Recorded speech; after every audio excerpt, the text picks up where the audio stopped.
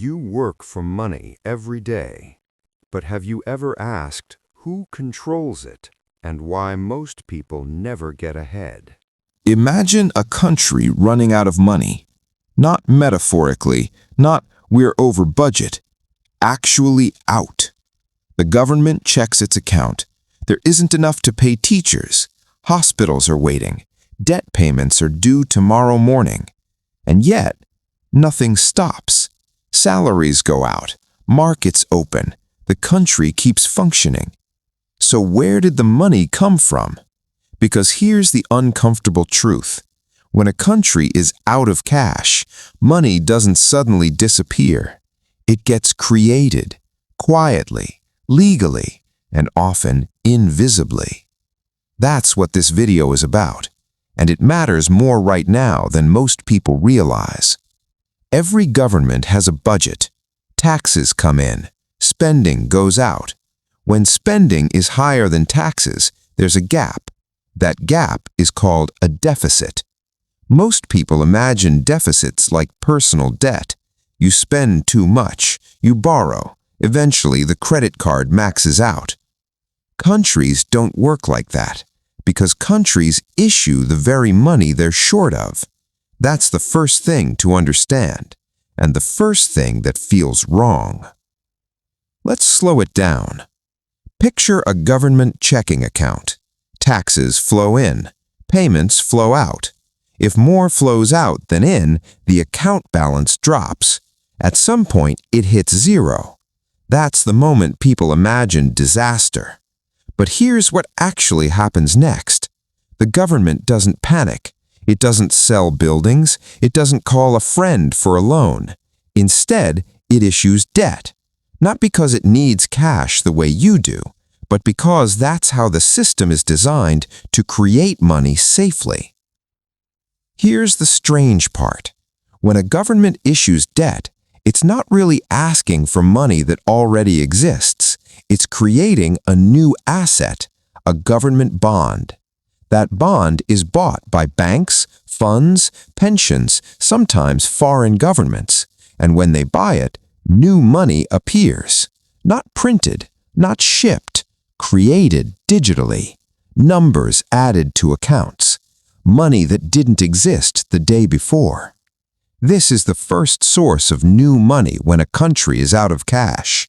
Debt issuance. Now pause for a second, because this already breaks the story most people believe. The story says governments borrow money from savers. The reality is, borrowing often creates the money in the first place. Banks don't move piles of existing cash. They expand balance sheets. And governments sit at the top of that process. But what if no one wants to buy the debt? What if markets get nervous? This is where things get more interesting and more uncomfortable. Enter the central bank. Officially, central banks are independent. They're supposed to be calm, boring, technical. But when governments are out of cash and markets hesitate, central banks step in. They don't call it funding the government. They call it market stabilization. Here's how it works. The government issues bonds. The central bank buys them, not with money from somewhere else, but by creating new reserves with a keystroke.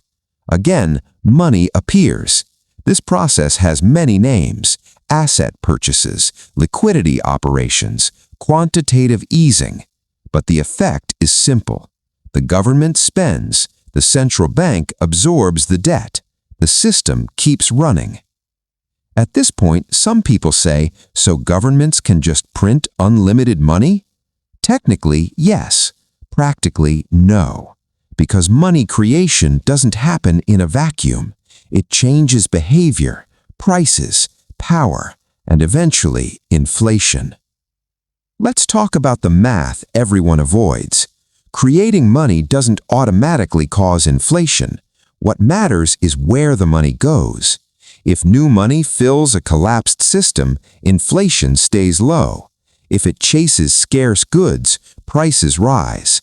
That's why the same action can feel harmless for years, then suddenly explode. And this is where the risk hides. When a country is out of cash, it's usually not broke.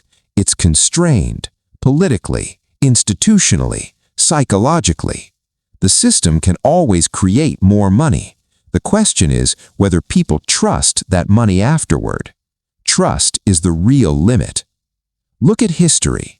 The most dramatic collapses didn't start with printing. They started with loss of confidence. Confidence that debts would be honored. Confidence that money would hold value. Confidence that tomorrow wouldn't be worse than today. Once that breaks, no amount of technical tools can fix it quickly. And here's the irony. The mechanism that saves countries in emergencies is the same mechanism that quietly builds future risk. Debt piled on debt. Money created to solve yesterday's problems. Systems stretched but not reformed. From the outside, it looks stable. Inside, pressure builds. So when you hear the government is running out of money, what that really means is the political story has hit its limit, not the financial one. The money will come. It always does. The real question is what that money will cost later. Because money isn't just numbers, it's trust, expectations, power. And once you understand where money actually comes from, you start asking a more dangerous question. Not, can a country afford this, but who pays for it eventually? If this video helped you understand money better, subscribe to Capital Anatomy. Every week, we explain finance and the global economy in the simplest way possible.